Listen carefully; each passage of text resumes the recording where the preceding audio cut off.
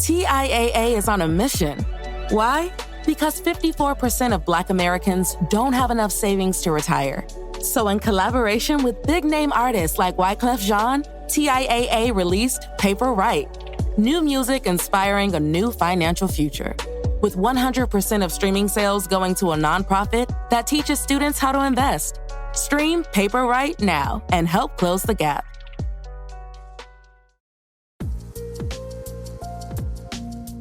It's like building a house, but you focus on interior design before you focus on the foundation and then the structure of the building itself. It's like you're just decorating a pile of garbage. You can't. You have to learn it from the start.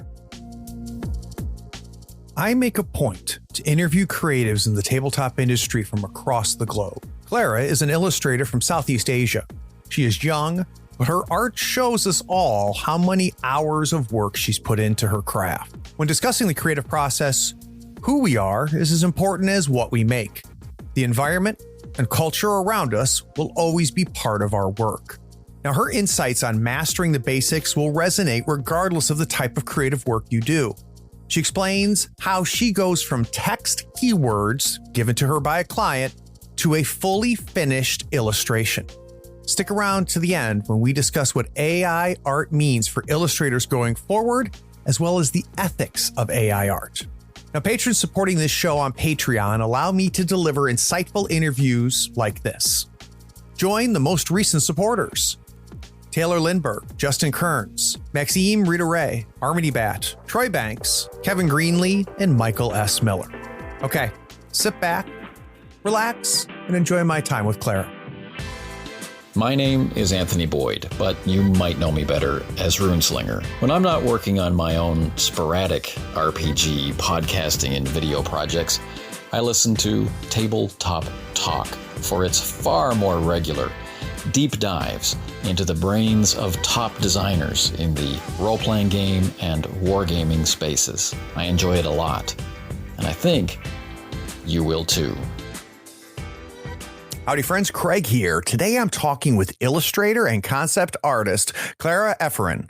She has been an artist for most of her life, illustrating pieces like characters, environments, and cover art for various media. She recently transitioned from working as a full-time concept artist in the animation industry to a full-time freelancer. Currently, she does art for the RPG and tabletop industry, providing clients with well-drawn fantasy art, and you've got to see this art. There's links. We cross paths because she does RPG-related commissions. So, Clara, welcome to the third floor. Thank you, Craig, for the introduction. I'm really happy to be here. Such a wonderful time to be here. Because if you think about it, like 20 years ago, how is it possible that you're doing an interview? I'm halfway across the globe. Currently, I'm in Indonesia. Craig is in America. We're 12 hours apart. I'm basically in the future. Can I tell your secret? In the future, maybe something happens in the future. Yeah. Wow. So, but we're going to do that during one of the breaks. She's going to tell me the U.S. lottery numbers that she's got in the paper, so that this will be the last episode of Tabletop Talk. Yeah, definitely. You're going to win like 12 million. Yeah, you're going to win $12 million because I'm in the future and I know everything.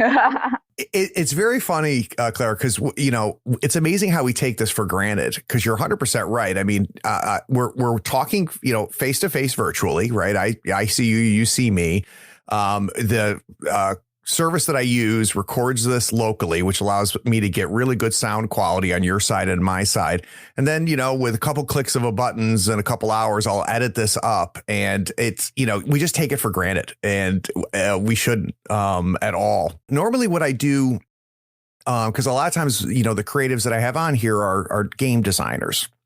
So a lot of times I'll ask them, how did you first find gaming? But this is going to be a little bit different. I am a terrible artist. Okay. I love to art. So I love to paint, draw, always have my entire life. And I would assume the same was for you, right? As a kid, you start drawing and sketching and things like that. But your path is different. So I want to start off maybe going back in time When did you, and at what age did you realize like this is more than something that I just, goof around with, that you started to say, this is something I have a passion for? How old were you? I think the first time that I saw that I was more inclined towards the arts rather than my other interests is probably high school.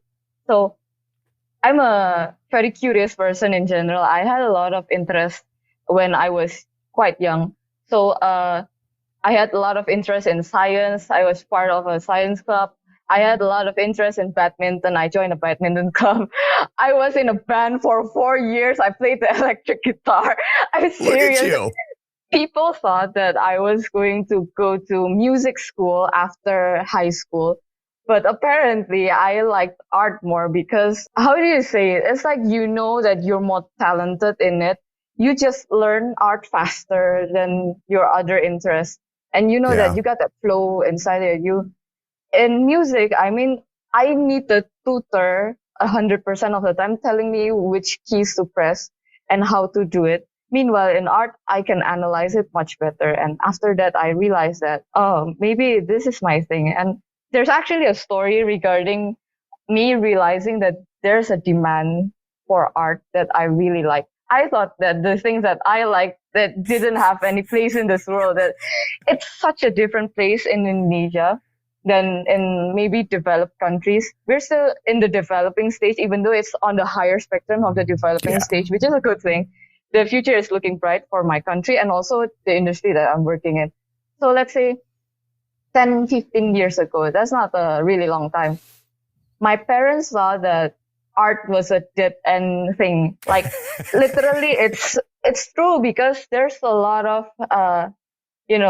not exactly stereotypes. Is it really a stereotype if it's true? Exactly.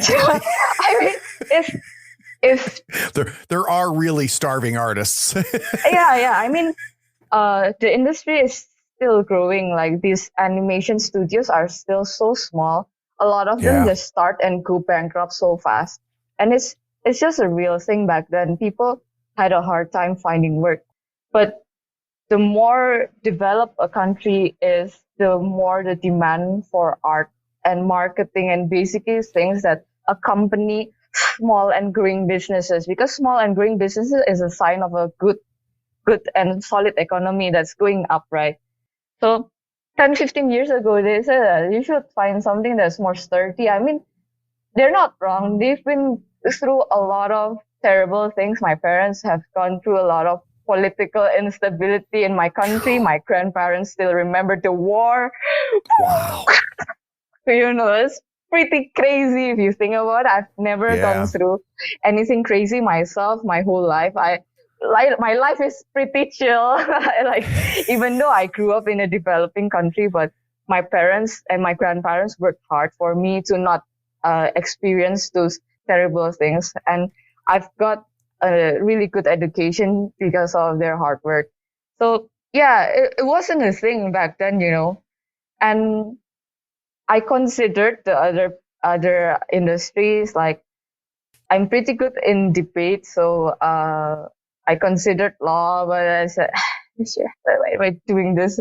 So I tried following my heart, and yeah, basically it started in high school, like realizing there was a demand for this. And I actually went to an educational trip to Singapore. So for people who don't know, geography in Southeast Asia, Indonesia is right next to Singapore. It's like 1 hour flight from Surabaya, where I live. In this educational trip, we went to a place where they teach a course for people who want to be concept artists and 3D artists. And then I realized there's a huge demand in the gaming and animation industry for the things that I do. So back then, like in junior high, I was just someone who didn't have a goal in life, basically, and I just gamed all day. I played so much. Like I looking back, it's like, oh my god, I'm so lazy. Like, super lazy compared to my parents. Freaking lazy. It turns out you were just doing research for your career. You didn't know it then, though. I mean, you could say it that way, but I was genuinely lazy. Lazy to the point that I'll tell you a story and you'd be really surprised. So I'm pretty good at math to the point that I know if I do a test, if I don't do the last question, I'd still get an 85 because the last question is worth 15 points and I'm too lazy to count. And I'm like, who cares? I submitted it to the teacher. And the teacher asked, why didn't you fill the last one? I said I was too lazy. And she was like, that's funny. Considering how diligent I am compared to I was back then, it's like I'm quite proud of who I turned out to be, and I realized that I was wrong. It's not about the results, but the effort that you put. Like you may get an 85 out of 100, but you're wasting your potential. You got you got that 15 points more until you hit your ceiling. Why didn't you do it? Well, I want to stop for just a second here. I want to talk about you in high school. So, you have interests, you're playing the guitar in a band, you're enjoying, the visual arts and drawing and things like that. You're also good in science, you're good in math, but you find yourself in a situation where, not only do you feel gravitated towards the art part, but it sounds like this trip to Singapore was really, like mind blowing for you. And the fact that you're like, wow, I could like feed myself. It's like an this epiphany point, Yeah. Yeah. What I would be interested to know, though, is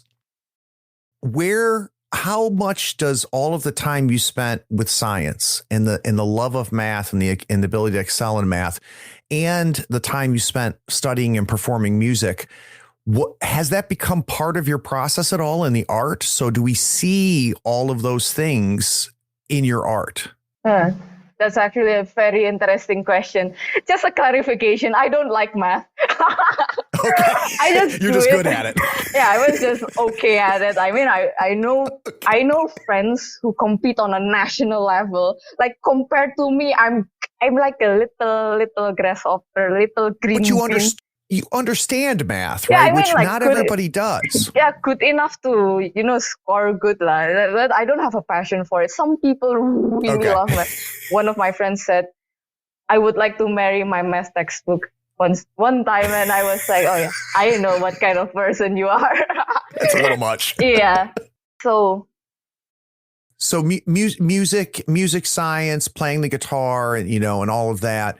Do you find, were there skills or techniques or a process that you picked up in those other ways of expressing yourself that you think is part of how you express yourself on the page? Okay, so I think I found something that's interesting. So they may not, contribute to the process directly, but as an amateur of all those interests, after I've grown more mature, when I look back, they taught me a lot of things because I failed a lot in those other interests. Oh, wow. Yeah, so through the failure, I saw like, oh, I actually did this back in, playing the guitar, and I keep repeating the same mistake. So let me give you an example, a solid, non-abstract example. So when I play the guitar, I tend to look at tricks too much. So it's like, oh, what tricks do this guitarist use? I skip the fundamentals so hard. Right. Yeah. So when you're learning an instrument, any instrument, you need to learn the fundamentals. Do, re, mi, fa, sol, la, si, do. And then you need to learn tempo. I suck at tempo. I am the worst in my band. Every time they listen, like, someone's rushing here. And they look at me like, you're doing it right. You know what? I'm glad I did not learn the drums because I'll be a terrible drummer. I'd just, rush all the time and the beats wouldn't be the same. Yeah. So when I look back, especially, I had a second or third epiphany point where I realized that I need to relearn my fundamentals. So I've been doing art a long time, but I think 2020 was the point because there's COVID and all, and I'm at home. Yeah. I just graduated, and I felt that I could improve myself compared to a lot of people who graduated in other universities, I saw that my work was still lacking in terms of skill. My university was super strong in theory, not so strong in practice. So I had to, Right. balance it out between my theory and practice. And when I learned those art fundamentals back, so like basic anatomy, basic drawing skills, and then I realized why I kind of capped at my music skills. Like I had a hard time going through that ceiling, you could say, yeah. I realized, oh my God, I've been doing it all wrong. I focused too much on equipment. I focused too much on this unimportant trails or tricks. It's like building a house, but you focus on interior design before you focus on the foundation and then the structure of the building itself. It's like you're just decorating a pile of garbage. You can't. You have to learn it from the start. And realizing that I have so much to learn, it actually makes me so excited. Like Yeah. it re-sparked my joy for art again, because That's sometimes cool. I put too much pressure and compare myself with other people, and I had such a hard time separating myself with my artwork. So I think a lot Yeah. of young artists do this, yeah. When they post their work on social media and they don't get a lot of likes, they think their art is terrible, therefore they think they are terrible, because they think that Yeah. the art and themselves are one, even though they are two separate entities. And if you It can want be hard to separate it. absolutely, because art is an expression. Even if you're doing it professionally, it's still an expression in a way, yeah. It's so personal. Yeah. So at the start, I can understand why a lot of young artists still starting out, they feel very bad for posting and unintentionally maybe comparing themselves to people who have been doing it for such a long time. Like you're comparing someone who's been in the industry for 5+ years. It's kind of like fair, unfair. You guys are in the same platform, but not really, you're not in the same pond, even though you're in the same pond. It's weird. That's why I deleted my Instagram. I never came back. That's funny. Yeah, it's very true. Like for a period of time, I was very much into painting wargaming miniatures. Not as much anymore, but and I would post what I painted up on social media and stuff like that. And it's a really easy trap to fall into. You get obsessed with comments and how many likes did mine get to somebody else's. And it warps your brain and it warps your perception, and you find yourself doing it for those reasons as opposed to doing it because you love it and doing it because you're trying to improve yourself. But I want to go back to this concept of fundamentals because I think it's interesting. So you're an artist, you're drawing, you're pushing yourself, you're self-taught in a lot of ways, and then you realize, wait a second, I skipped some steps, right? I need to go back and I need to almost start again. So what was that like when you went from drawing faces and hands to drawing circles again? And boxes, yeah definitely. What was that like? So the first impression, definitely, I'm too good for this. It's always like that. Is when you're still, how do you say it? You're still amateurish.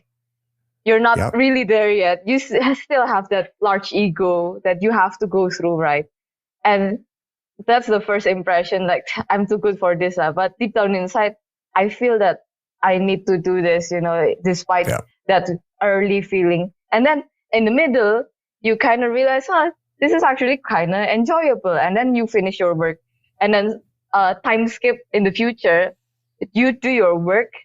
And then you realize, oh my God, that thing that I did the exercise for, it's actually useful. And you realize it after, like, you're not going to realize it after you finish a page of boxes. You're going to realize it when you draw your faces and you are more aware of the perspective. You're more aware that your features are in a structure and it's a solid scientific structure. It's not gonna, the eyes are not gonna go here and like all over the place. It's not a flat. I mean, it is a flat image, but as artists, we have to make this flat image convincing as a real thing, it may be flat, but it has form, the illusion of form. You finished school. You've gone through your fundamentals. You're now drawing differently, I would assume. I mean, that's being a terrible artist myself, I understand that, because I did the same thing as a kid, where I went from I basically jumped right to copying what I saw in my comic books, not understanding the perspective on it. And yeah, absolutely. It's like, I have a metaphor for it. It's not a metaphor, it's like a sample. Yeah. If I ask an amateur to paint the Mona Lisa 1,000 times, they won't learn how to paint, even though they're copying a masterwork. So yeah. I don't think you're a terrible artist. You're just an artist who gave up. I think that everyone, with the learning attitude and also a mentor is an understated tip, that you still need a mentor to guide you, or you can like bounce questions. Sometimes, like if you're still an amateur or beginner, you don't know what you don't know, and you don't know if what you know is right or wrong. Yeah, what you say is so true, which is, so many times, and you and I talked about this offline a little bit, and I'm a big proponent of this. Artists, writers, creators, so often they're said, you're so talented, right? And to your point, no, I just kept going. Right. And so maybe you have a proclivity for it. Maybe you have, you're an inclination towards it. But it comes down to putting in the work, which you resetting and going back and doing those fundamentals showed that, you're putting in the work, and for it to influence and impact you and your ability to create art now, I think is very, very profound. But what I'm wondering is, when did you start making money, right? And probably wasn't a lot at the beginning, but did you get hired first, or were you doing small things? How did you start transitioning from amateur to professional, by definition, making money off of it? So I think that this is true for most artists, especially freelancers. So I have two paths of my career. I actually had a full-time job that I recently resigned. So I'm now a full-time freelancer. Most of my friends went to a studio, so they had full-time jobs. I had freelancing jobs at first. They were small and they were friends, basically. So it was word of mouth. So like, oh, you need art for like your music project or something. Oh yeah, I can draw this, and I'll give you a college level pricing. So it's like not really priced for if you're gonna do full-time freelancing. So I think it started about in university, and basically, it went from there. And I did not go full-time freelancing after I graduated. I still had to find a full-time job, because to go full-time as a freelancer, you need this transition period that you need the ball going and the clients are coming in. And when you count your expenses and such, you can resign from your job. And basically, at the time is you're working two jobs, but right. I actually enjoy it. So I know that if I do this, I can basically, resign. When did you move into animation? When did you find yourself doing concept art for animation? When did that first begin? I think about a couple of years ago. So I went to an animation studio, and basically I did concept art for them. And it was a studio that mainly does children's animation and preteens, I guess, so 8 to 12. So I did a lot of concept art for mostly the environment, but also the characters, like the enemies and the whatnot. So maybe a bit about concept art for people who don't know about concept art. Yeah. So the pipeline for animation is quite long, like the pipeline for making games. At the start of the pipeline, you have the pre-production. At the center, you have the production. And the last part, you have the post-production. So concept art is just after script writing. So got it. Yeah. The first step is the people make ideas, right? The ideas are still abstract. They're just words on a paper. Let's say you're making a story about a car and a boy. who inherited that car from his deceased father. So that's the story, right? So as a concept artist, you have to design, what does this boy look like? Who was his father and what does he do? What does he look like? You have to design the car, and you basically have to make the visual Bible of everything. So what you draw will be used for the people who are in the production phase. So the people who are making the 3D models, or the people who are animating it. The people who are animating still use the concept art. So the way a character poses tells about their personality. So let's say this boy is cocky and he stands like he's so proud of himself, even though he's like 12 or something. Like, get a real job, kid. You don't know anything. So the animators will look at the concept art. Oh yeah, this is a cocky kid. Yeah, so he's gonna walk with the sort of swag, and he knows everything, even though he doesn't. And yeah, that concept art will be used, and some concept art is also used until the post-production phase. So when you're editing a scene, let's say he's really sad because his father just passed away. So you're not gonna use bright colors like, oh yeah, your father died and you get a car. Why? Like, you're gonna use a certain kind of lighting. Maybe it's a moonlight. He's very sad and he's like contemplating and looking at the car in like a moonlight setting. Yeah. So yeah, it's really fun thinking about these things, because there's a lot of problem solving. There's a lot of designing involved. And I want to dig into that a little bit if we can. So there's a jump that happens that I find very interesting, which is you have just the written word. Yes.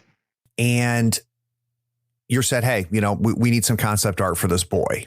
You're staring at a blank page or a blank screen.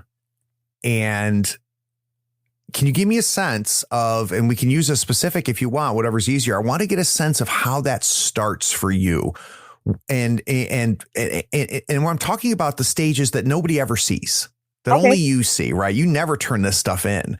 When you're staring at that blank page with just written words, what is your first step? Okay, so the first step is actually you make your own mind map regarding the things that you need to design. Let's say we're taking the car. I actually have a toy car right here. Haha. Ta-da!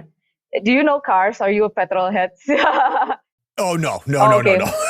It's a Audi Quattro used by one of my favorite people ever, Michel Mouton. So anyways, this car is a rally car. It's white. It has 4-wheel drive, whatnot. It's very rugged and scary. And these keywords we actually write down. Even though we have a script, we still make a mind map and we write these characteristics down. Let's say the design language of this car is very boxy, even though it's very fast and agile. Like, fast and agile, you think triangle, right? It's like a... Right. Imagine a Corvette. You're American, right? Corvette, yeah. Very, triangular headlights, right? So this car is super fast, but it's so boxy, So you write those keywords in, and... Interesting. You circle like what's related with each other, and then you find the major keywords. Like, you've written like 20 words, right? You find the ones that encapsulates the essence of what this car is. Mm-hmm. And then using those keywords that you've distilled from those 20 other words, you find references online. That's what references are for. So you find something of a similar media, and you compile it. You're not copying if you have 20 different references. So there's a word that good artists copy, great artists steal.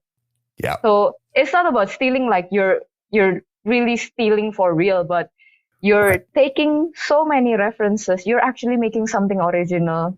So what if I took the design language from this movie, I like the car from this game, and you put it all in a mood board. So it's called a mood board.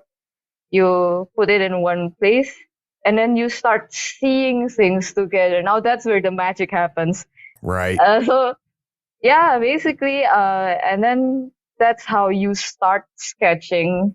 That you don't start making the final product, of course. Right. But at least you have a art direction That's the important basis. And a lot of people, including myself, I often skip the keyword phase and, reference Yep. stages when earlier in my career. Yeah. And yeah, basically, people put too much effort in the polishing stage, but the earlier stage of conceptualizing the idea is the most important, I think. Because if you mess up that part, you're gonna redo everything, and suddenly it's just gonna be a terrible time for everyone. So yeah, that's basically it. Well, and that parallels your process of learning, right? Where you discovered that I need to understand the fundamentals. And even in your process of creating today goes back to the fundamentals. So I want to take us to where you have these keywords. Those keywords, you've identified the major ones. You've gone and gotten some references. Now, what I imagine happens next is you start the sketching process. And if I think of the sketching process as a tree, you start down one path, you throw that away. You start down one path, you throw that away. But at some point, you start down a path and you keep going. Absolutely, absolutely. How do you Just like know that. when to stop with something and go with the other one? How do you pick out that as you're going through the sketching process? What makes you keep Can you going? repeat that? Sorry, I didn't get that. Can you repeat that? Yeah, sure. So, when you're in the sketching process, I would imagine, and tell me if I'm wrong, you sketch something out and you're like, no, that's not it. I sketch something out and you go, no, that's not it. But at some point you start sketching, go, I'm on to something. And it goes beyond sketching, right? We go to that next phase in the process. Yes, and I yes. want to understand, when do you know to keep going and go beyond just the sketching and stop throwing things away and start chasing that, if that makes sense? Yeah. So if you're in a studio, that's what your supervisor is for. So basically, if you got something right, yeah, your supervisor knows better than you. Or you can ask your friends who are next to you, like, do you think this car represents the essence? Because if your design does not communicate visually, then you have failed, basically. Because the thing that I do have no words. You have to look at it and you know what you're looking at. If you're looking at an evil character that's manipulating and devious, you have to look at a character that's evil and, devious, basically. You want to look at a steadfast and honorable character. You have to feel it, you just know. And a lot of that, there's a lot of theory beyond that, like a lot of semiotics. How do you explain semiotics? It's like the science of people and symbols. Yeah. Like, let's say if I give the color red can be a lot of things. We can say red is the color of danger because we as humans, we see red as blood, and it usually represents, a cheetah is chasing us or something, like back then in the past. Or red could be passion, it could be love or something. And it really depends on the context. And you learning how to use these symbols into your art is something that you have to learn step by step, basically. And that's the part in the industry. But if you're freelancing, you're like alone, right? Who you're gonna ask, that's where asking the client, you have to be brave. So a lot of people who are freelancing, they try to keep the communication with the client as minimum as possible because they fear revisions. I think that freelancers shouldn't fear it. They should just accept it as a fact. and price it in, right? Yeah, and you consider the revision, of course. Don't be too strict, but just accept it if there is revisions. This is why I think there is a solution to keep this at a minimum. The misunderstanding between clients, and especially my clients are international. English isn't my first language. There may be misunderstandings regarding certain phrases or words that I don't understand. You have to ask the client as detailed as possible before you start. I think that's the best solution, because sometimes when we ask the client, what do you want me to draw? They say something really vague, like, I would like a really terrifying dog creature for my video game. Like, dog creature? What's dog creature? You mean like 4 legs? Yeah. what does the face look like? Can you give me references, like what you want to go for? So it's fine. I think the client really likes when you engage with them. It Yeah. makes them feel involved, and it's a really top tip for any freelancer. Don't fear interacting with the client. They actually feel like they're welcome. Some of my clients say that some artists are so cold, like, like talking to a computer, like a yes or no, or Yeah. I actually ask them so many questions. I involve them so much, and it has kept the misunderstanding to a minimum. There's still a misunderstanding, but it's fine. It's not like fatal. Like I have to read through everything because I don't know what this means, or yeah, basically like that. So when you're interacting with a client, there has to be a little bit of training that you have to do, I would think, because you have to teach them how to explain to you what they're thinking. Because you look at art differently than someone who doesn't do art. That's just in the same way that, Jimi Hendrix looks at the guitar different than somebody who's ever played guitar before, right? But you guys have to communicate. Like, so the client has something in their head, right? Yeah, like, it's something that exactly. You're going to put two things in front of them, and one they're going to like and one they're not going to like. Not because one is better than the others, because one is closer to that thing in their head that they, and how do you extract that out of the client's head? How do you get them to explain to you in a way that you can then go and run with it? How do you train them, and what techniques do you use? So if I was your client, give me a sense of how do you pull that out of my head? Does that make sense? Yeah. Okay. So, if you're fake, like the dog example, yeah, I'll ask you several questions that are basically relevant to this dog's design. So it's not exactly trained, but more like, asking the right questions, Right. Like, this dog in this world, is this dog a common dog?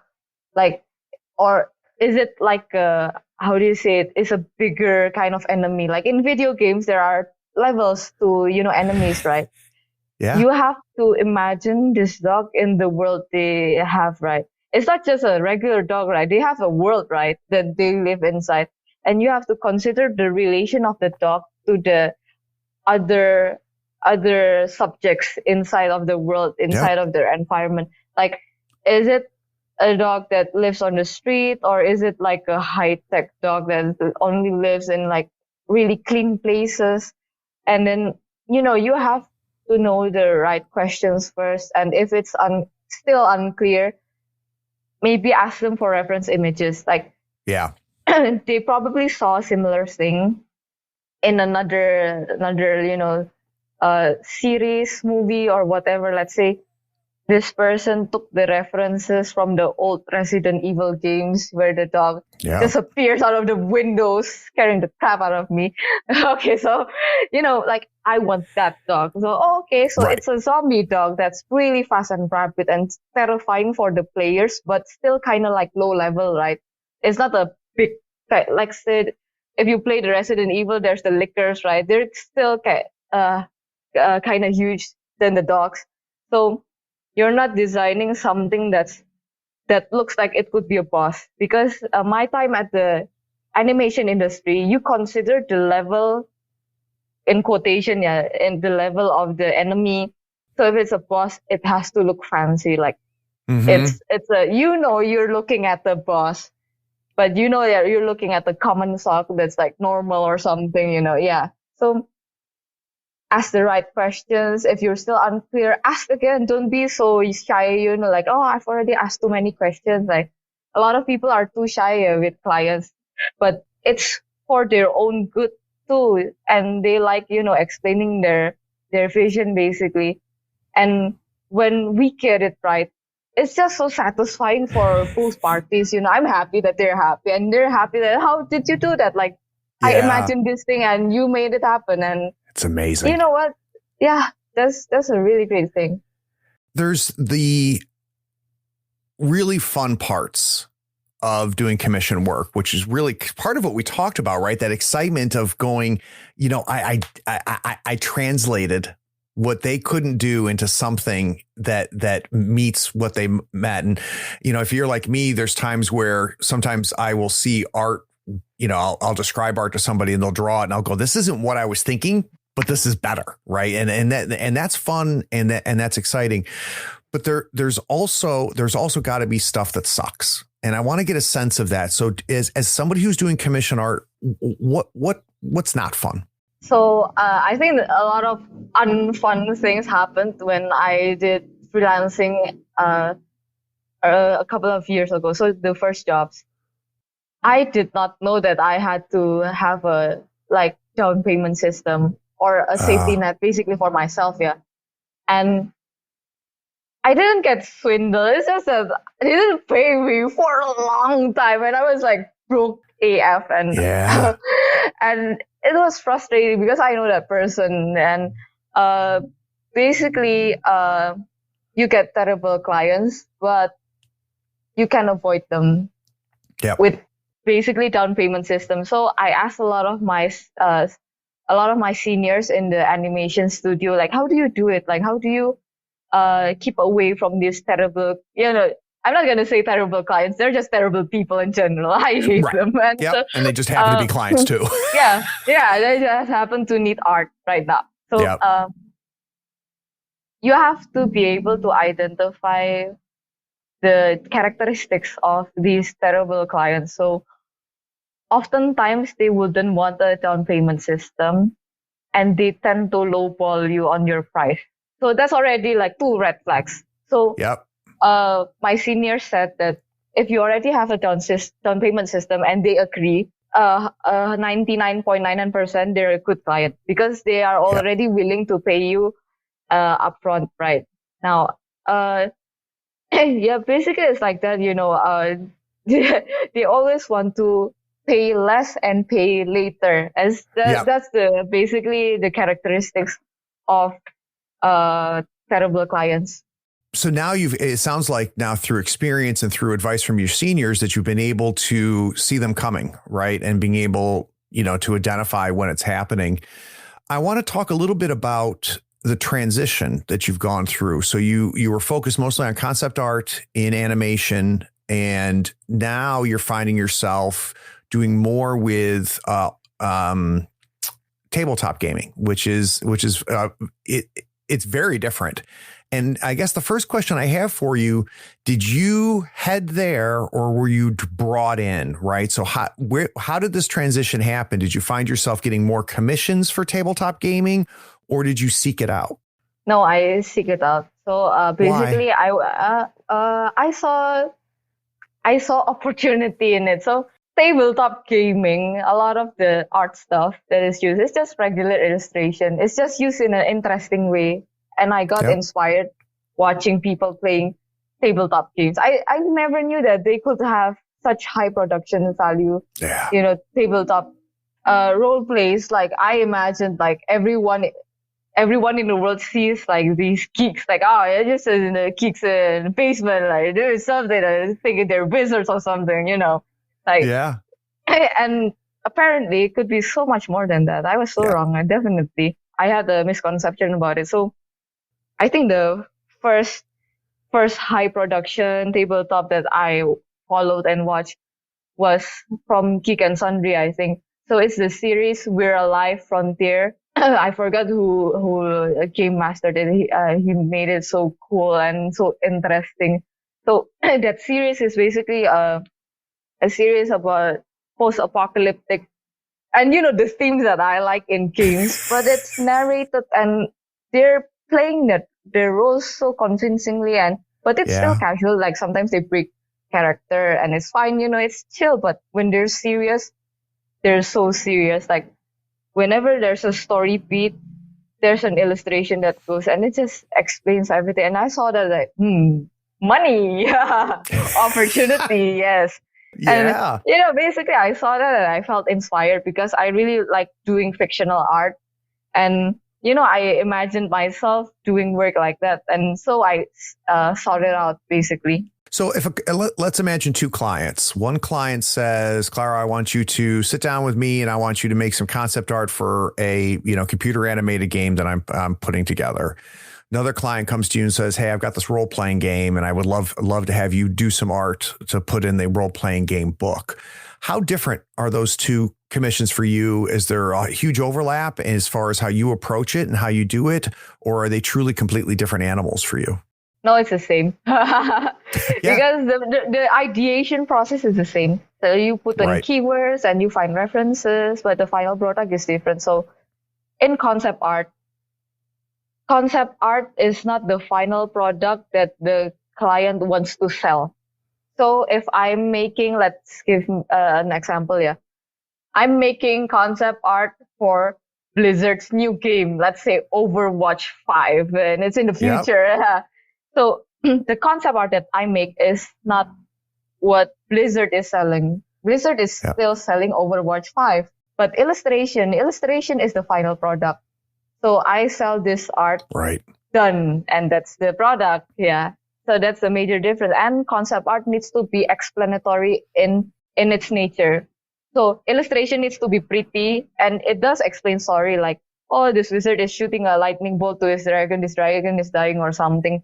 But this concept art really needs to be specific, and you may have to sacrifice like, oh, this really cool dynamic pose, and you have to do it a more regular pose because it just explains the design more. You can see like, oh, the clothes of this wizard, you can see the patterns, and you need to explain the pattern too. You need to draw it in a separate place, and you need to draw the wizard front and back, and basically ready to be made into game assets or animation assets. Yeah. So there's two last things I want to talk about real quick. The first thing is AI art, which is a very hot topic. We talk about and what made me think of this was your comment about, good artists copy, great artists steal. But what computer stealing? Yeah. You're exactly right. Yeah. So and I use Midjourney for my thumbnails on my YouTube videos. If you go look at my YouTube videos now, for the past 8 months or so, I've been using Midjourney to help me produce evocative images for my thumbnails on my videos, so people will click on them. Right. I guess first off, I hear two different things coming from professional artists. I've heard some professional artists say, look, this is going to keep getting better. But a computer can never do what I do. So I will always have a place. I will always have work, because no matter how good this AI art gets, I'm going to always have an edge. But there's other artists that I've heard talk that are they see it as stealing, they see it as unethical, and they see it as a direct threat to what they do. And I'd be curious, because I've yet to talk to an artist about this. What are your feelings about AI art? Complicated. It's like being in a relationship. Yeah. So there is a lot of things that you just said. Let's unpack it one by one. So please. You said the first point was the artist will always have an edge towards AI art, right? I think that's a bit untrue. A real artist is going to have an edge over an AI artist, because we know the fundamentals. We know how to manipulate any kind of tools. Let me give you an example. Like, if an AI artist just types in things and they feel they have encapsulated the feeling, like let's say you use Midjourney to make us evocative image. But what sort of evocative image? My experience and my skills in, you could say non-AI art will basically give me an edge. And once I learn how to use AI artists will just disappear. Because let's be honest, it's just another tool. It's like when photography was invented, painters didn't go away. Painters, it became less and less because they didn't need to commission painters to, take basically regular photographs, but it didn't make them extinct. Like people, including myself, we worry that, AI art is gonna just replace everyone. But once we learn how to use it, we're gonna be the ones in the advantage, not those AI artists. Like, we can't stop technology. It's just a fact, Like when Photoshop became a thing, and then Photoshop is used for digital art. Basically, it's just another tool. But I think that people who learn traditional art will still have an advantage to people who only learn digital art because of their fundamentals. I'm not saying digital artists don't know fundamentals. I'm technically a digital artist too. So I'm slandering myself. Yeah. So, yeah, don't worry. That's the thing, and never stop learning. So for artists who have anxiety, because I did have existential dread from learning about AI art, like, damn, this is actually like pretty convincing. And I saw like, oh, a computer made this, a guy typed in some words and tada, then 20-hour work in just like 5 seconds. Impossible. Right. It's pretty crazy, Probably the people who saw photography the first time, they saw like, oh my God, instant painting. Yeah. And they were like, oh my God, crazy, right? I have never heard that analogy before, and I think it's a very powerful analogy. And it really helps, I think, couch that. What about the ethics of it, though? So when people say it's unethical, do you have thoughts on that? I do have thoughts, but first of all, it's just an opinion, and I haven't thought about it thoroughly. And I haven't watched a lot of, AI art discussions, and especially there are a lot of artists who say that this AI artist took images from their work and then put it in the algorithm and said this is their work. That's basically like stealing, but not stealing. It's so weird because it's such a new thing and it's new technologies.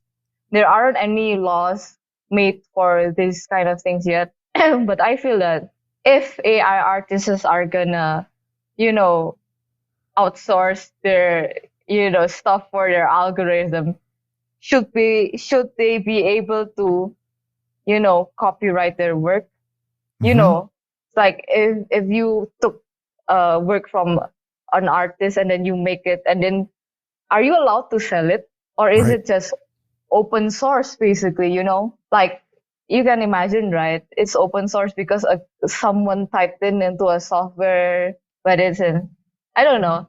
I really don't know because. Well, and that's fair. I mean, it's fair to say, look, Craig, I'm still figuring this out. I mean, when we talk about it's brand new, it's so brand new and it's accelerating so quickly. And it's happening as this type stuff does. And I've got writer friends and I've had similar conversations with them offline about, ChatGPT.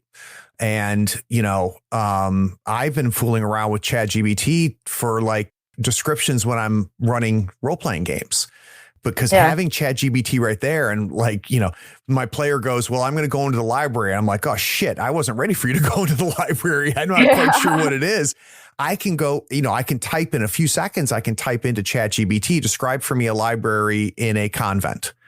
And then absolutely. Beep, beep, beep, beep, beep, so it's very fair to say, hey, Craig, I'm still forming that opinion, but your thoughts about digital artist versus traditional artist versus, AI artist, I think is fascinating. So, Clara, whenever I have guests on, the last thing I like to do is I'm always interested about what do creatives consume, right? So you create art, and I'd be curious to know, what do you love to not create? What do you love to sit back and consume? So is there any TV shows, music, books, or anything, video games recently that have captured you and you have not been able to step away from it? Is there anything recently that you have just fallen in love with that we can talk about? No. Okay. I mean, because I need my time to practice. I'm serious. Hey. So that's great. I don't do that anymore. I used to, but it has taken way too much of my time, and realizing of this, growing industry and growing world. I understand the advantages of AI art. Going back to your point, it's actually, I can see a lot of advantages and good things that can come from AI art. I can see like both plus and minuses, because it enables people who cannot create to create, basically. like example for you, you call yourself a quote unquote terrible artist, but you can, just make an idea just like that, Yep. and it's quite amazing. And if you ask me, I actually do plan to learn AI one day, Sure. but it's not a rush, to be honest, because I feel comfortable knowing what I know, and learning the absolute basics will help me. It's like if I wasn't a digital artist, I was a regular painter and I'd learn Photoshop, it will just speed up my process. And, Yep. it shouldn't be time consuming. The ones that are time consuming should be the ones that matter. It's just, Mhm. artists shouldn't fear AI art, because, yeah, it's not going to stop. You're not going to change it. And just by fearing it, you're just Yep. going to put pressure on your daily lives, So you just have to go with the flow. So, Clara, there's a couple things that I want to provide the audience. One, you and I will connect, and I'm going to show links to your work. So you sent me links to your work, and it immediately, I just looked at your work and I said, I need to talk to this person. I need to understand how you make something so incredible, because it's really impressive. So those of you listening, I want you to follow some of these links that we're going to have on the show, and I think you'll agree with my assessment. But Clara, what's going to end up happening, because there's a lot of creators that listen to my show, what's potentially going to happen is some creators are going to click on those links and say, I may want to talk to this person. So if there's anybody interested in commissioning you, either for their own private games, maybe to do character concept art for their RPG character, or, art for a board game for a Kickstarter, where should they go? How should they get in touch with you? I have my email and my portfolio, so email or Discord. Okay. Yeah. Yep. And we'll just have links to all of that down below, right? Yeah. And they can just reach out and get in touch with you. Yeah, basically. Okay. That's exciting. Clara, I had a ton of fun talking to you, and I really appreciate you making the time, especially considering that you're so far in the future. Yeah, I know. I'll tell you the lottery secret after this. We're not going to do that on the podcast, though. We're going to do that later. I'm the only one who gets the winning numbers. Yeah. So this was fantastic. And for those of you listening, you made it to the end. You listened to this whole thing, and I appreciate you doing that too. Take care.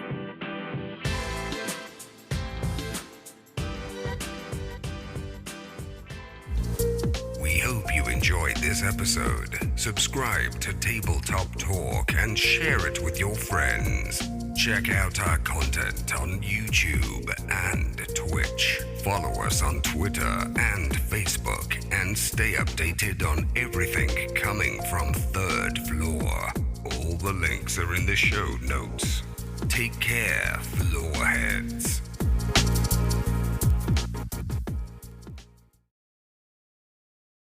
Oh, hey, are you still here? Wow. Well, the episode is over, but if you're bored, why not go to patreon.com and support the show for as little as $1 a month? Yeah, you can just scroll down and get the link. It's Patreon that makes this and all of our other content possible. Don't you want to join the other floorheads on the Patreon Discord? Anyway, thanks for sticking around. Take care. Bye.